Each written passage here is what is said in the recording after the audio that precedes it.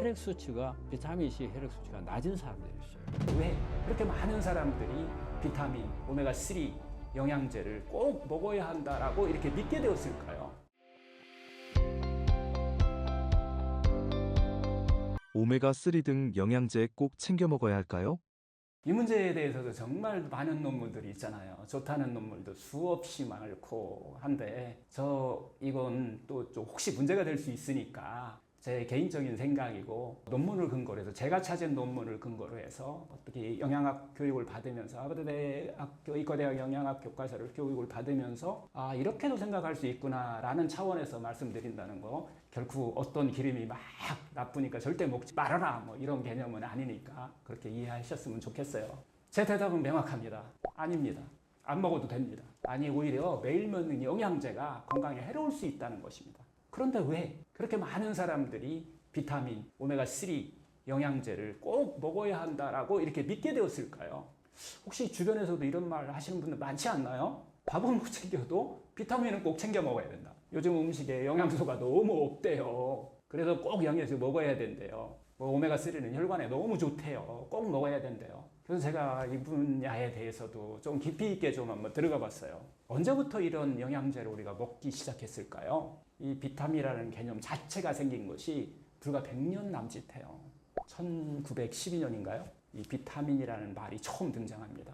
생명을 위한 아민이라고 하는 뜻이에요. 그리고 나서 1930년대, 50년대 미국에서 이제 2차 세대 대전 주변이에요. 비타민 보충제가 대량적으로 막 생산되기 시작합니다. 그리고 이제 1970년대에 드디어 이제 이게 노벨상을 받아요. 그 수상자가 누구냐면 라이너스 폴링이라고 하는 분이에요. 비타민C 고용량 요법을 이분이 이제 주장하는 거예요. 그냥 많이 넣으면 감기 예방부터 암 치료까지 다 된다라고 이렇게 막 주장을 한 거예요. 그래서 결국은 전 세계적으로 비타민 붐이 일어나기 시작한 거죠. 그리고 나서 1980년대 이후에는 온 제약회사, 건강기능식품 업체들이 본격적으로 이제 뛰어들면서 영양 결핍 마케팅을 시작합니다. 요즘 음식은 영양이 없다. 현대인은 매일 비타민이 막 부족하다. 현대인은 만성 결핍 상태에 있다라고 주장하는 거예요. 그래서 현대의 음식으로는 부족하니 영양제는 꼭 챙기세요. 이렇게 우리는 매일 하나씩 먹는 영양제를 꼭 건강 안심보험처럼 믿게 된 거예요. 하지만 정말 그런가요?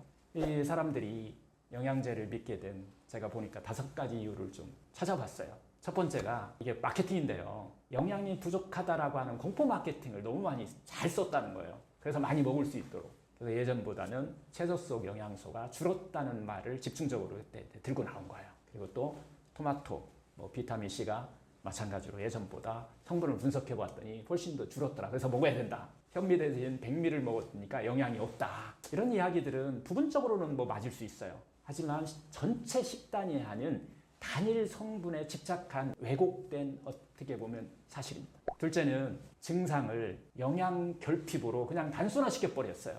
그렇게 해야 사람들이 많이 먹게 되니까 피곤하면 비타민, 눈이 침침하면 루테인, 혈관 걱정되면 오메가3.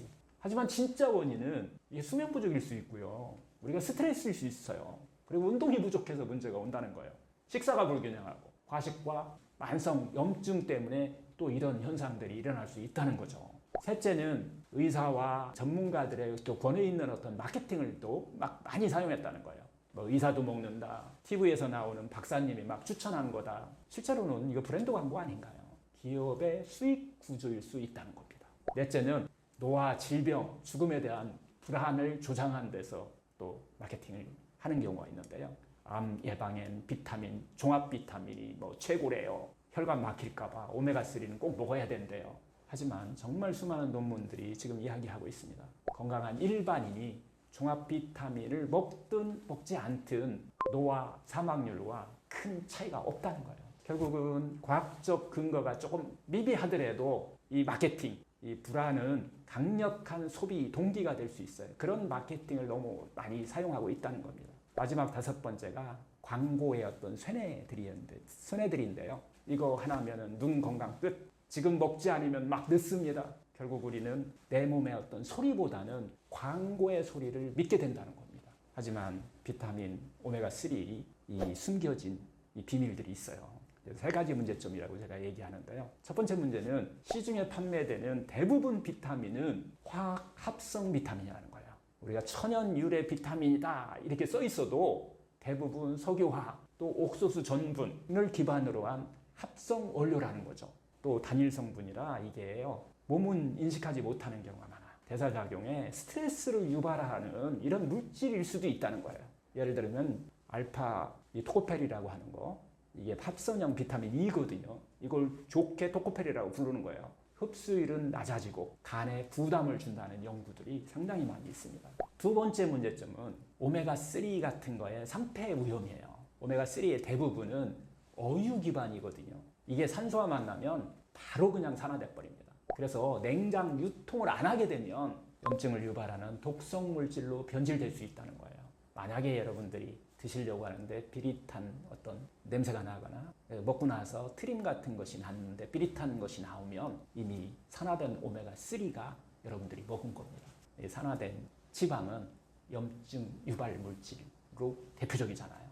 문제점 세 번째는 계속 지금 상당히 많이 연구되고 있는데 이게 천천히 이렇게 문제가 되니까 어떤 딱 뭐 얼마나 먹었다라고 하지만 몇십 년 뭐 이렇게 계속해서 반복하다 보니까 이게 간과 신장에 해독에 부담을 준다는 얘기예요. 우리 몸은요, 이게 고농도의 단일 성분에 익숙하지 않습니다. 비타민C 하루 섭취량이 우리가 보통 한 100mg이면 충분하다고 하거든요. 근데 여러분들 시중 제품은 막 1000mg, 2000mg 막 고농도 요즘 막 5000mg 이렇게 하잖아요.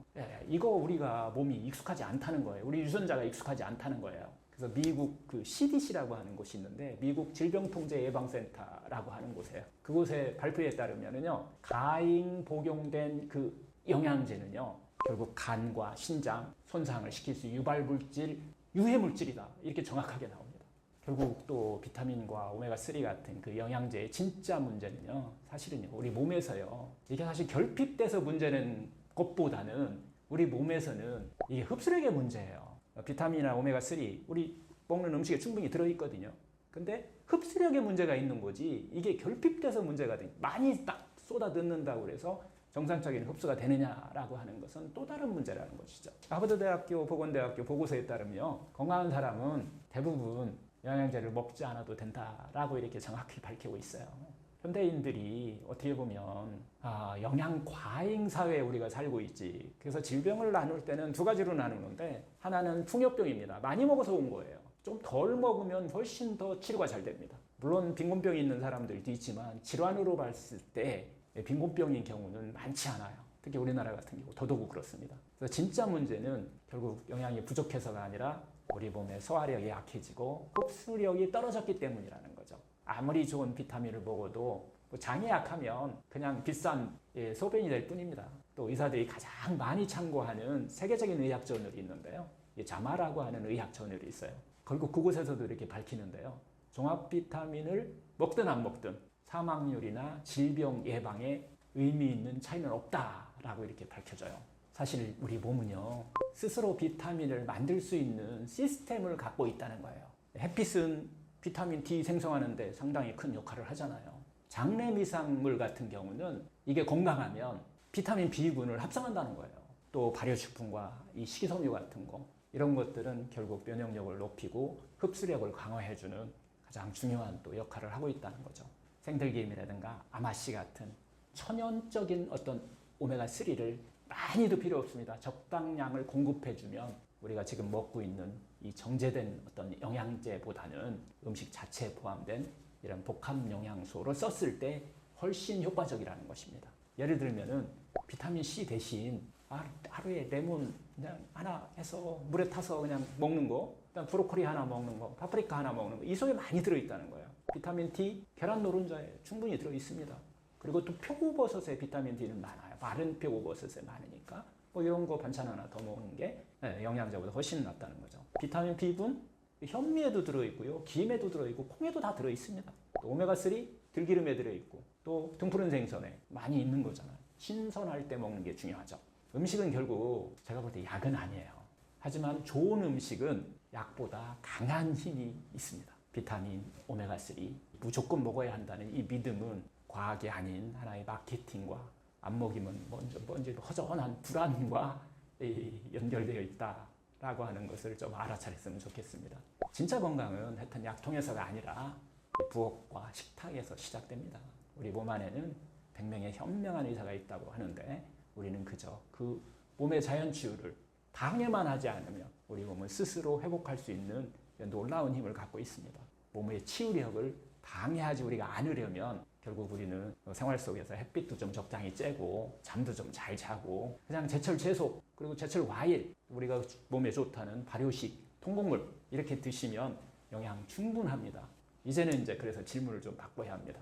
어떤 영양제를 먹어야 할까 대신 나는 왜 이걸 먹고 있었던 걸까로 여러분의 질문을 한번 바꿔보세요. 자신의 몸을 믿고 식사를 바꾸는 계기가 되었기를 좀 바랍니다. 자연은 언제나 답을 알고 있습니다. 건강기능식품, 영양제 먹으면 정말 효과가 있을까요? 원래 비타민이라는 자체가 지금 단일 추출해가지고서 단일 그 영양 성분이냐 비타민만 추출해갖고 하느냐 아니면은 복합적인 곳에 들어있느냐 이 차이가 핵심인데 이걸 조금 놓치는 것 같아요. 이 복합적으로 들어가 있는 그 안에 채소, 생과일 속에 들어가 있는 파이토케미칼, 효소 뭐 이런 것들이 같이 어우러졌을 때는 양이 많았을 때 정말 좋은 효과를 낼 수 있어요. 비타민 C에 대한 특히 효과는 너무 많이 밝혀졌잖아요. 하지만 그것을 우리가 추출했을 때 하는 거에 대해서는 의학적인 논문도 너무 좀 빈약하다. 많은 뭐 효과가 있다라고 하지만 또 효과가 없다라고 하는 것들도 상당히 많기 때문에 다시 한번 제가 정리해드리면 저는 제가 이거 연구를 한 건 아니잖아요. 그래서 두 가지를 같이 다 보고 있다. 특히 제가 보는 것은 대학교에서 순수하게 진짜 연구한 것을 기본으로 해가지고서 이야기를 들으면 어떻게 보면 다른 사람을 위해서 우리가 먹는 게 아니라 내 자신을 위해서 먹어야 되잖아요. 근데 우리는 종종 누군가의 이익을 위해서 우리가 먹고 있는 건 아닌지 한번 좀 생각을 해보게 되는 계기가 됐던 것 같아요. 그래서 저도 옛날에 많이 먹었습니다. 근데 처음에는 좀 기분이 좋아가지고 이렇게 또 고용량도 막 먹어보고 했는데 이렇게 자꾸 이렇게 알다 보니까 그게 건강에 결정적인 역할을 하는 건 아니더라. 결국 우리의 식생활, 건강한 식생활이 오랫동안 쌓여 있을 때 건강을 좌우하는 것이지 영양제가 큰 영향을 미치지 않는다는 거예요. 제가 의심했던 것 중에 하나가 모든 다국적 기업들도 그렇고 좋은 영양제를 만드는 회사들이 대부분 미국에 있잖아요. 그리고 우리보다 훨씬 더 미국 사람들이 먼저 많이 먹었었어요. 근데 그분의 30년 뒤에 50년 뒤를 쳐다보면 노후를 쳐다보면 결코 안 먹었던 한국 사람보다 더 노후가 건강하지 않다는 거예요. 이거보다 더 중요한 증거가 될 수 있을까요? 자연은 절대 본성에서 멀어지면은 병은 우리한테 가까이 온다라고 하는 이 원칙이 한 번도 몇천 년 동안 어긴 적이 없다라고 하는 것을 한번 되돌아보면 좋지 않을까 싶습니다. 영양제 먹고 효과를 본 사람들은 어떻게 생각하시나요? 저는 이제 한의학을 좀 공부했었는데 정말 처음에 부족할 때 있잖아요. 우리 몸이 정말 부족할 때가 있어요. 검사로 나오지 않았는데 부족할 때 있어요. 그런 때는 일단 먹었을 때 정말 변화가 일어나기도 해요. 하지만 더 넘쳤다고 해서 계속 더 좋은 효과를 내느냐 그건 아니라는 거예요. 그리고 스스로 내가 만들어서 여러 가지 다양한 음식이 들어와서 그걸 통해서 내가 그걸 제대로 흡수하고 대사하고 할 수 있는 능력이 내 몸에 있거든요. 하지만 계속해서 고유양 쓰시면은 그거 사라져 버립니다. 뇌에서요 그렇게 기억해 보여요. 안 먹어도 되겠네. 비타민 또 들어올 건데 고용량으로 들어올 건데. 하지만 제일 중요한 것은 균형과 조화예요. 하나만 많이 두른다고 해서 건강에 좋다라고 하는 이것은 지금 영양학에서 가장 좀 조심해야 되는 이런 걸로 지금 우리 학문적으로 좀 발전하고 있거든요. 한 개 영양소가 뭔가를 좋아진다라고 하는 것은 밸런스와 균형을 이루었을 때 좋다라고 하는 이야기들을 우리가 또 한번 생각해 볼 필요가 있는 것 같아요. 영양제를 먹어도 영양소 흡수가 안 된다는 말에 대해서는 어떻게 생각하시나요? 이제 흡수를 갖고만 단순하게 따지면은 지금 상당히 많은 사람들이 설명을 할 때 흡수율을 따져요. 이 정도는 먹어야 세포가 먹는다, 세포까지 들어간다라고 하는데 실제적으로 세포는 균형이 무너지면은 어떻게 보면 대사도 그렇고 잘 못 먹습니다. 그 못 먹고 남은 것은 처리를 해야 돼요. 아무 처리 없이 소변으로 다 빠져나간다고 하지만 우리 몸 안에서는 그것을 대사해서 해결하기 위해서는 간이라고 하는 장기가 반드시 일을 해야 돼요. 이상물질이 너무 많이 들어오게 되면 아무리 좋은 것도 너무 많이 들어오면은 간이란 장기는 긴장할 수밖에 없고 기능에 문제가 생길 수밖에 없다라고 하는 그런 차원도 있고요. 또 하나는 이게 흡수가 대사가 될 때 우리가 모르는 부분이 너무 많다는 거예요. 의학이 아직 모르는 부분이. 장내에서 몸 안에 미생물이 한 100조 마리가 있다고 하는데 걔들이 어떻게 작용하는지에 대해서 의학은 지금 상당히 지금 많은 연구를 하고 있어요. 그런데 전혀 다른 우리가 생각했던 거하고 다른 이런 연구 결과들이 지금 많이 나오고 있거든요. 그러면서 노벨상이 계속 나오는 거잖아요. 그래서 우리 몸 안에서 있는 장내 미생물의 어떤 균형과 조화가 어떻게 보면 흡수율보다도 더 중요한 역할을 한다. 어떻게 보면은 그들한테는 독성 물질일 수도 있다는 거예요. 아무리 좋은 거라고 해도 많이 고용량이 들어왔을 때는. 그래서 장내 미생물은 어떤 변화가 일어나는지 뭐 이런 것까지도 같이 생각을 해본다고 하면은 결국은 답은 딱 정해져 있어요. 자연 속 그대로 그냥 우리가 그 안에 생채소와 생과일 속에서 이렇게 섭취를 했을 때 그때만 장내 미생물이 밸런스 균형 이루고 세포가 가장 흡수하기 쉬운 영양제로 작용한다라고 하는 겁니다. 영양제 먹는 것보다 더 좋은 방법이 있나요?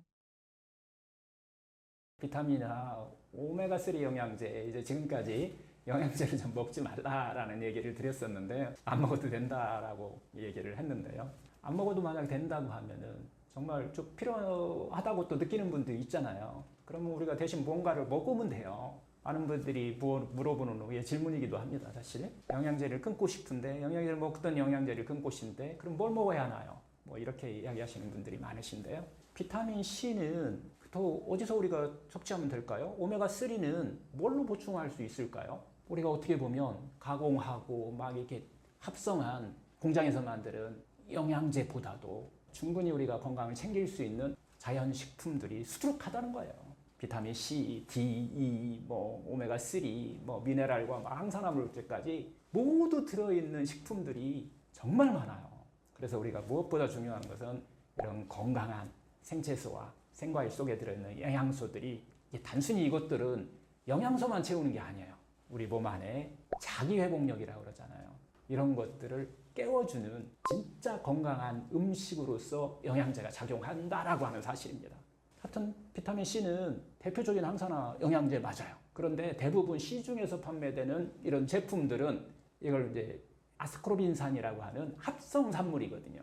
어떤 것은 다 비슷해요.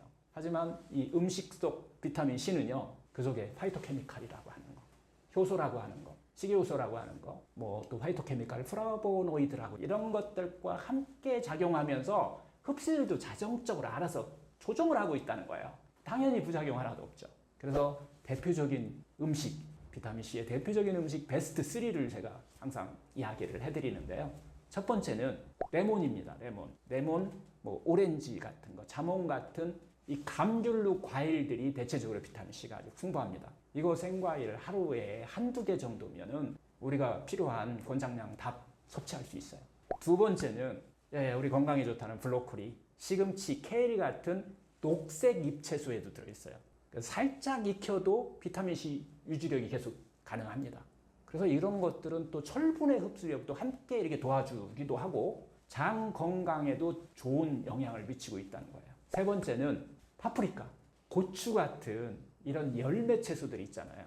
이거 바로 또 천연 비타민 C의 보고입니다. 보고. 의외로 이 빨간 파프리카는 100mg당 비타민 C가 레몬보다도 더 많이 들어있습니다. 하여튼 비타민 C는 생으로 또 그리고 껍질에 많이 들어있어요. 그리고 또 먹는 것도 중요한데 자주 먹는 게 중요합니다. 조금씩 나눠서 이렇게 먹는 것이 흡수율을 좀 높이기도 하고 우리 몸의 균형과 조화를 만드는데 핵심적인 포인트입니다. 또 여러분들 비타민 D도 많이 또 찾아서 드시잖아요. 이것은 햇빛이 만드는 천연 비타민이죠. 비타민 D는 어떻게 보면 식품보다는 생활 습관이 더 중요하다는 거예요. 하루에 20-30분 정도만 햇빛의 노출만으로라도 충분하다는 거예요. 단 우리가 실내 생활을 많이 하고 또 자외선 막 차단제 바르고 해서 이렇게 부족하기 좀 쉬워지는데 그럴 때는 또 대표 식품으로 우리가 좀 섭취하면 돼요. 계란 노른자, 표고버섯, 또 등푸른 생선이라고 하는 뭐 고등어, 연어 신선한 거 쓰잖아요. 특히 햇볕에 말린 이 버섯 있잖아요. 표고버섯에 비타민 D2를 생성하는 가장 기본 원료가 된다는 거죠. 이게 생활 속 팁이 있는데요. 이 햇빛도 오전에 9시부터 11시 사이의 햇빛이 가장 좋은 비타민 D를 생성해낼 수 있는 그 시간대래요.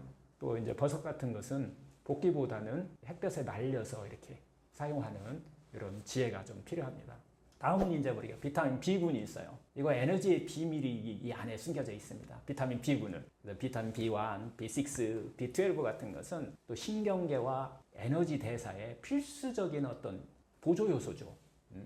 그래서 피로하거나 막 집중이 안 될 때 이런 데 영양제 대신 이런 음식으로 한번 바꿔보는 것도 어떨까 싶습니다. 대표적인 식품으로는 바로 현미, 보리 같은 전곡류에도 많이 들어있어요. 또 콩, 두부, 된장 같은 콩 발효식품에도 많이 들어있고요.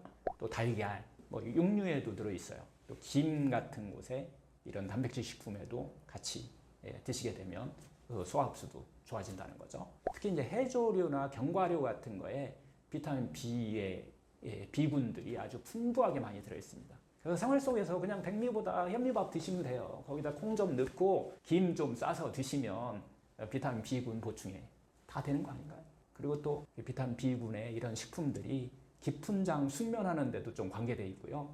변비 개선에도 상당히 도움이 됩니다. 연구에 따르면요, 이 식품 속 비타민은 단일 성분이 아니라 100가지 이상의 생리 활성 물질과 복합작용을 한다는 것이 가장 포인트입니다. 브로콜리 속에 들어있는 이 셀포라판, 이게 해독 유전자를 활성화시켜 주잖아요. 그래서 요즘 설포라판이 무슨 항암 치료제라고 하는데 이거 식품 속에 들어있을 때 그 작용을 하는 거지. 우리가 설포라판을 꺼내서 우리가 어떤 공장에서 이것을 제품으로 만들어 먹었다, 효과가 없다는 것은 다양한 연구에서 다 밝혀진 거잖아요. 그 다음에 여러분들 다 아시잖아요. 토마토 속에 들어있는 라이코펜, 이거 항산화 및 항암작용 하잖아요. 그리고 또 양파, 마늘 속에 들어있는 알리신, 이거 혈액순환 도와주고 면역을 활성화시켜 주잖아요. 강황의 커큐민, 만성염증 억제작용 하잖아요. 이게 다 항암식품이라고 여러분들 많이 드시기도 하지만 또 제약회사에서는 놓치지 않죠. 제품화해갖고 이걸 막 판매하고 있는데 이런 것들은 자연 속에 들어있는 식품하고 완전히 다르다라는 것을 우리가 잊지 않았으면 좋겠어요. 이것은 알약으로 절대로 구현할 수가 없습니다. 그리고 꼭 기억해야 될 것이 음식은 그냥 단순히 몸을 채우는 게 아니라 우리 몸을 깨우는, 내 안에 있는 100명의 의사를 깨우는 도구라는 거예요. 오메가3는 특히 이제 항암작용이라든가 혈관 보호, 두뇌 건강에 상당히 좋다고 알려져 있잖아요. 그래서 많은 분들이 또 뭘 먹어요? 어유 캡슐이나 EPA, DHA 이런 영양제 많이 드시는데요. 이런 영양제에 문제가 있다고 했죠. 이 산패된 오메가3는 오히려 산화 스트레스를 유발시킬 수 있다는 거예요. 우리 몸 안에서. 만약에 비린내 나고 여러분이 트림했을 때 여기서 막 비린내 난다면 그건 이미 산패되어 있을 가능성이 상당히 큽니다. 그래서 결국은 자연식품이 답입니다. 오메가3 최고의 식품은 다시 또 한번 말씀드리면 첫 번째가 들기름이에요. 생들기름.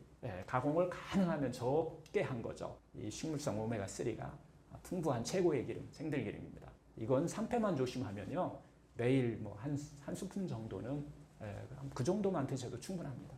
두 번째가 이 아마씨하고 치아씨드라는 거 있어요.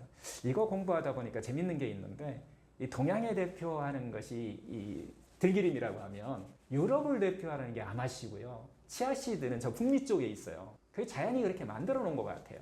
이것도 마찬가지로 아마씨나 치아씨드 한 스푼 정도면 충분하다는 거죠. 세 번째가 이제 호두입니다. 호두. 뇌를 닮았죠.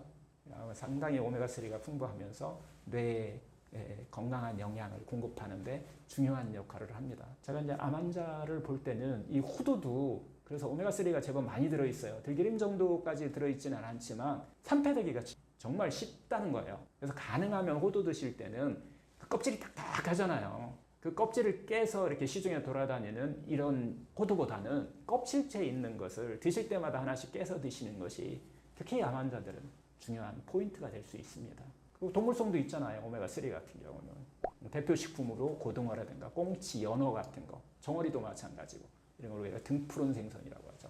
이것도 마찬가지 많이 드시는 것보다는 주 한 2회 정도, 구이보다는 조림이나 찜 형태로 섭취하는 것을 권장해 드립니다.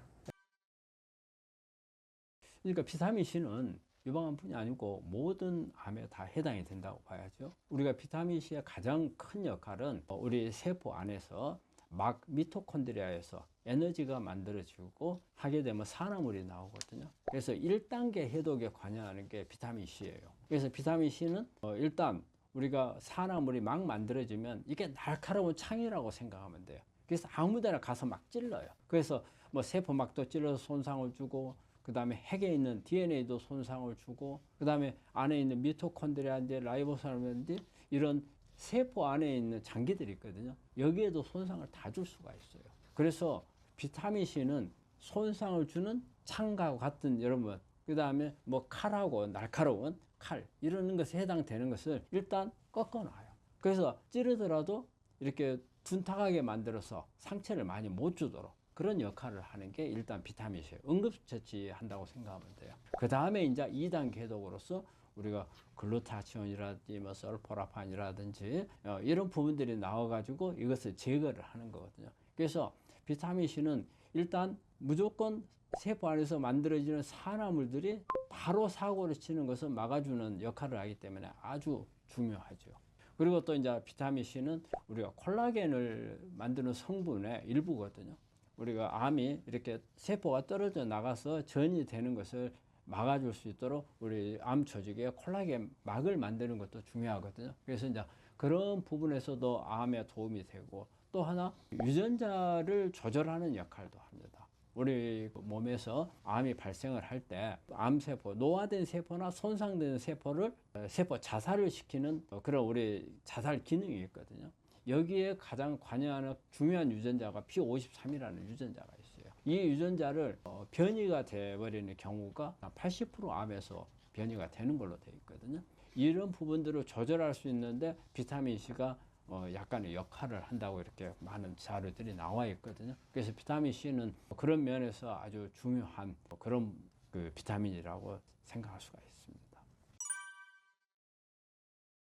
우리가 비타민 C가 많이 들어있어서 동물에는 없습니다. 거의 대부분 식물에 있는 거죠. 우리 비타민 C들을 가지고 있는 것은 우리가 주변에서 잘 알고 있는 귤이라든지 레몬이라든지 이런 부분들을 많이 가지고 있고, 그리고 저는 우리 환자분들한테 비타민 C를 비타민 나무를 많이 권해요. 비타민 나무 열매가, 비타민 나무라는 것 자체가 비타민 C라는 뜻입니다. 비타민 C가 워낙 많아서 이름도 비타민 나무라 하거든요. 이 비타민 나무는 우리가 가루로도 나와 있고요. 그 다음에 우리나라 국내에서 일부 재배를 하는 곳이 있거든요. 그래서 대개 이제 7, 8월 달에 이거를 이제 생산을 하거든요. 그럴 때는 바로 따가지고 우리가 이제 공급을 받아서 하기도 하지만은 이게 이제 겨울이나 이럴 때는 냉동을 시킵니다. 그래서 냉동하는 것을 갖다가 우리 환자들한테 주기도 하고, 그래서 비타민 나무는 그 자체가 비타민 C 덩어리라고 생각하거든요. 그래서 이제 그런 부분이라든지 우리가 야채 종류에는 녹황색 야채에는 대부분 비타민 C를 다 많이 가지고 있고, 또 과일에도 비타민 C가 이제 많이 들어있죠. 그래서 우리 일단 채소나 과일류에는 대부분의 비타민 C를 많이 가지고 있기 때문에 그런 부분들을 많이 섭취하다 보면은 충분히 이제 비타민 C를 얻을 수가 있고, 그리고 또 비타민 C는 여러분들이 혈액 검사를 하면은 내가 어느 정도의 비타민 C를 가지고 있는지 알 수가 있어요. 근데 우리가 비타민 C를 우리 암 환자한테 많이 쓰는 것은 고용량을 많이 쓰거든요. 근데 왜 제가 한번 혈액을 체크해 보라고 하냐면요, 의외로 체크하는데 혈액 수치가, 비타민 C 혈액 수치가 낮은 사람들이 있어요. 아니, 높아도 지금 우리 암을 치료하는데 도움이 될 동 말동한데 수치가 낮은 사람들이 있거든요. 그러면 낮은 사람들은 내 몸에서 한마디로 항산화 작용이 잘 안 일어난다는 뜻이거든요. 그래서 한 번 정도는 검사를 해서 만약에 낮게 나온 분들은 정말 적극적으로 좀 하셔야 됩니다. 그 비타민 나무라는 게 저는 이제 우리 환자들한테 항상 이제 많이 주고 하기 때문에, 또 비타민 나무 차를 만들어 가지고 하기도 하고 하니까, 근데 비타민 나무는 원래 그 추운 한대 지방에서 성장하는 티베트, 그 다음에 저쪽 뭐 시베리아, 몽골 이런 쪽에서 주로 이제 자생하는 나무거든요. 전설이라기보다도 뭔가가 역사적 사건에 관여한 이런 이제 나무 중에 하나예요. 징기스칸이 유럽을 정벌하러 갈 때 유럽에서 이렇게 그 몽고군이 온다고, 언제쯤 올 거다고 예측을 하는데 그보다 훨씬 빠른 시간 안에 도착을 해가지고 준비가 안 된 상태에서 당했다는 이런 게 많이 나오더라고요. 근데 거기에 있어서 중요한 게 말을 쉬지 않고 달렸다는 거예요. 말이 쉬지 않고. 근데 말이 쉬지 않고 달릴 수 있게끔 하는 요인이 그 비타민 나무를 먹여서 그만큼 몸이 오랫동안 쉬지 않고 달려도 견디는 힘을 주었다고 그래요. 그래서 그런 역사적으로 이 비타민 나무를 역사를 바꿨다는 그런 내용이 이렇게 책자 같은 데 보면 나오거든요. 근데 이제 거기서도 말하듯이 쉬지 않고 달릴 수 있는 그 몸 안에 산화물이 달리면서 많이 만들어지는 부분을 비타민 나무가 항산화를 계속 시켜줬다는 그런 뜻이 되는 거거든요. 그래서 비타민 나무는 그런 걸 보더라도 상당히 그 암을 이렇게 치료하는 분들한테는 도움이 되는 그런 부분인 것 같고, 또 우리가 비타민 나무는 국내에서도 지금 나오고 있거든요. 또 우리 티벳이나 이런 데서 나온 가루로 나와 있는 부분들도 있습니다. 근데 여기에다가 비타민 나무는요, 또 한 가지 뭐가 있냐면요, 지용성 비타민 C가 있어요. 우리가 보통 이제 천연 비타민 C라고 하는 건데 이거 자체가 천연 비타민 C죠. 그래서 지용성 비타민 C, 보통 아스코베이트 팔미테이트라는 이런 성분들을 같이 가지고 있거든요. 그리고 또 이 안에는 오메가7이라는 단포화 지방산, MUFA라 하거든요. 오메가7이 많이 들어있어요. 그래서 이 오메가7도 아주 좋은 그런 우리 불포화 지방산이거든요. 그래서 우리 몸에 심혈관 질환이라든지 이런 부분들이 좋고, 암에도 큰 도움을 줄 수 있는 그런 불포화 지방산도 같이 많이 가지고 있어서 우리 환자분들은 우리가 음식으로 해서 내가 비타민 C를 많이 공급을 받아야 되겠다, 더 집중적으로 공급을 받고 싶다, 그러면은 비타민 나무를 이용해 보는 것도 좋은 방법입니다. 지금 가루로 나와 있는 게 있어요. 근데 이제 가루로 나와 있는 게 되게 이제 티벳에서 가져온 거예요. 몽고나 티벳에서 가져온데 국내에서도 나오는 거하고 약간 좀 차이가 있어요. 그게 어떤 부분이냐면, 되게 티벳이나 이런 데서 가져온 거는 제철에 생산을 못 해요. 그러니까 사람이 없으니까 되게 언제 따냐면, 열매는 보통 7, 8월 달에 열려요. 근데 그걸 그냥 뒀다가 겨울철에 되면은 이걸 아마 나무 밑에다가 이렇게 천을 받치고 발로 찬대요. 그럼 우수수 떨어진대요. 그렇게 하고 생산을 하니까 여기에는 어떤 문제가 있느냐, 7, 8월 달에 이게 열매가 맺혔으면 그때 따줘야 되는 거라. 근데 그러지를 못하고 겨울철이 되면 우리 나무들은 겨울이 되면 영양분을 밑으로 다 뿌리로 내려버리거든요. 그러다 보니까 그런 부분이 좀 약할 수도 있다, 효능이. 그런데 이제 7, 8월 달에 딴 거는 바로 이제 충분하게 영양소를 이제 가지고 있는 이런 부분이 있죠. 그래서 이제 저희 같은 경우는 그 열매를 우리 환자분들한테 한 2, 30개씩 그냥 먹도록 하거든요. 근데 좀 약간 쉬어요. 하지만 이게 신맛이라는 것 자체가 비타민 C라는 뜻이잖아요. 그래서 좀 쉬더라도 먹도록 하고, 또 아니면 그게 어려우면은 가루로 되어 있는 거, 그 다음에 우리가 차로 만들어서도 먹을 수가 있거든요. 이게 좋은 기호식품도 되면서 치료에도 도움이 될 수 있는 비타민 C가 많은